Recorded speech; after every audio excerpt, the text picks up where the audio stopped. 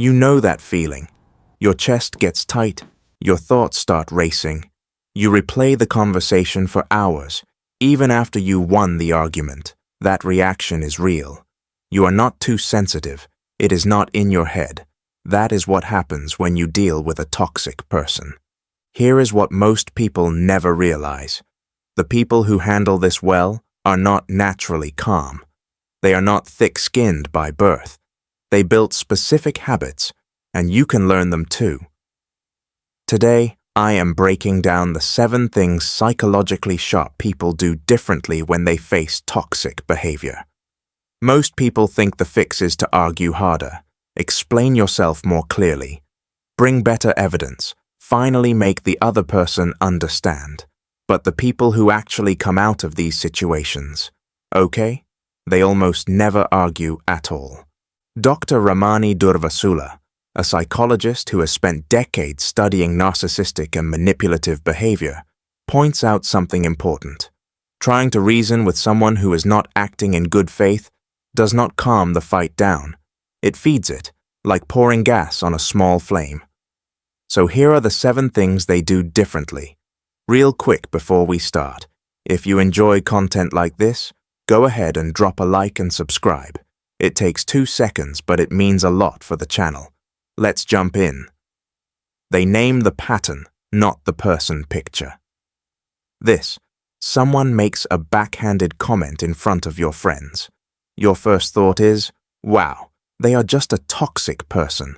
Now you are spiraling. You are replaying every past interaction. You are building a whole court case in your head, and you are the only lawyer on it. Most people get stuck right there, at the label. Psychologically sharp people do something different. They get specific about the behavior. They say, that comment was manipulative, instead of, they are toxic.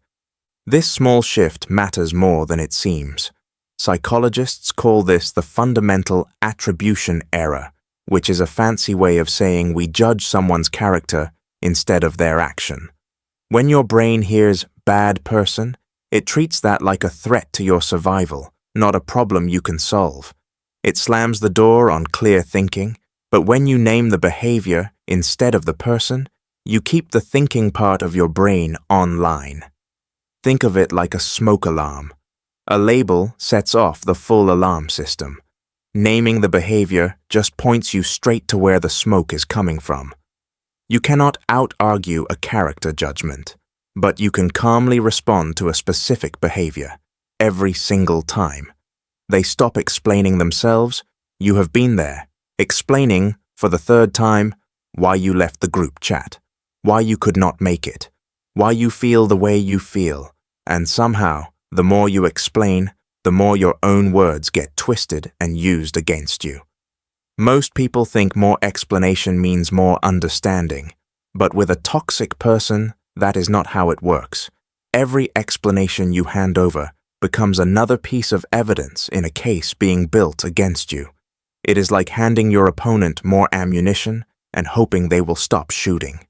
Smart people know this, so they stop over-explaining. They give short, boundaried answers instead of long justifications. There is a name for the trap most people fall into. It is called the JADE trap, which stands for justify, argue, defend, explain. People in recovery and boundary-setting communities use this term to describe the exact loop that keeps you stuck, spinning your wheels, while the other person stays in control. Here is the truth worth holding on to. You do not owe a defense for a decision that was already yours to make. A simple, "that did not work for me," is a complete sentence. It needs no follow-up paragraph. They use the gray rock method. Think about the last time you gave someone a big emotional response. Tears, a raised voice, a long text explaining exactly how hurt you were. And somehow, that person came back for more, again and again. Most people think more emotion will finally make the other person see the damage they cause. It feels logical. If they just understood how much this hurts, surely they would stop. But that is not how a toxic dynamic works. Smart people do the opposite. They go flat, neutral, short. not because they do not feel anything, but because they understand something important. Your reaction is the reward. This is called gray rocking. It comes from people who navigate relationships with manipulative or abusive individuals. The idea is simple. Picture a gray rock sitting on the ground. It is not interesting. It gives nothing back. Nobody stops to poke at a rock for fun. The less interesting and reactive you are, the less there is for a toxic person to feed on. Your tears, your anger, your long explanations, these are all fuel.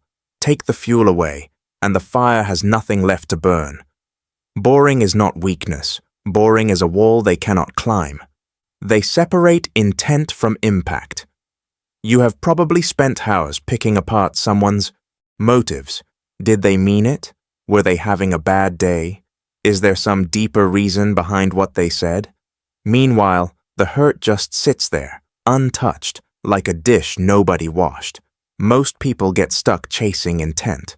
They hope that understanding why will somehow make the pain make sense. But it rarely does. Smart people take a different path. They respond to impact, to what actually happened to them, no matter what the other person meant by it. This is called the intent-impact gap. It is a concept used often in conflict resolution and therapy. Here is the core idea. Two things can be true at the same time. Someone did not mean to hurt you, and you were still hurt. Both facts are real, but only one of them needs your action. Think of it like touching a hot stove. It does not matter if someone left it on by accident or on purpose. Your hand still burns either way, and you still need to pull it back. You're not required to solve the mystery of someone's intentions before you protect yourself from the outcome. The burn is enough reason to move your hand. They exit before escalation. You know that moment. Your face gets hot. Your voice speeds up. Your thoughts go blank except for one loud command. Win this. That is not clarity. That is your body in survival mode, sounding every alarm it has. Most people push through anyway. They believe that walking away mid-conflict means losing. So they stay and they dig in, even as their thinking gets foggier by the second. Smart people do something braver. They notice the physical signal, and they step out before things spiral any further. Psychologist Daniel Goleman has a name for this moment. He calls it an amygdala hijack. This is when your brain's threat response system takes the wheel and pushes your rational thinking into the back seat. Picture your calm, thinking brain as the pilot of a plane. During a hijack, someone else grabs the controls, and it is not you anymore. Once you're hijacked, you're not really arguing. You are just surviving, running on instinct, not sense. Leaving mid-conversation is not losing the fight. It is refusing to fight from a place that was never really you in the first place. Walking away gives the real pilot time to come back. They stop trying to be understood. You have done it. Sent the long message. Had the late-night talk. Tried one more time to make them see your side, hoping this time would be the one that finally lands. Most people believe that if they just explain it the right way, with the right words, the other person will finally understand and change. So they try again and again, like knocking on a door that was never going to open, no matter how well you knock. Smart people accept a harder truth. Some people are not capable or willing to understand. And once they accept that, they stop making it the goal. Therapists have a name for the trap most of us fall into. It is called the closure fallacy.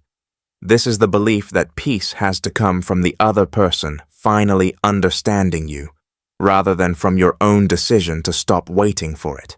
Here is the shift. Peace is not a gift someone else hands you once they finally get it. Peace is a decision you make on your own, whether they get it or not. Their understanding was never the finish line. It just felt that way because you kept running toward it. Your peace was the finish line all along. They protect their energy. Like a resource, Think about how careful you are with your bank account. You check the balance, you avoid waste, you think twice before a big purchase. Now think about how much emotional energy you have handed over for free to people who never gave any of it back. Most people treat their patience and their empathy as if it never runs out, like it is something they owe to anyone who asks for it. Smart people see it differently. They treat emotional energy as a limited resource, one they get to choose where to invest, just like time or money. This connects to a real idea called emotional labor. It describes the true, very real cost of managing feelings, both your own and other people's. Every time you calm someone down, absorb their mood, or carry their conflict, you are making a withdrawal. And withdrawals with no deposits will drain any account dry, no matter how full it started out. You would not hand your last dollar to someone who never pays you back, so stop handing them your peace either. Your energy deserves the same care you give your money, because in the end, it might be worth even more. If you've walked away from a conversation feeling smaller than when it started, this one's for you. Disengaging isn't cold, and it isn't selfish. It's self-preservation. People might call you distant, dramatic, or difficult for setting these boundaries. That says more about their expectations than it does about you. You don't owe anyone access to your peace. You're allowed to protect it. We see you.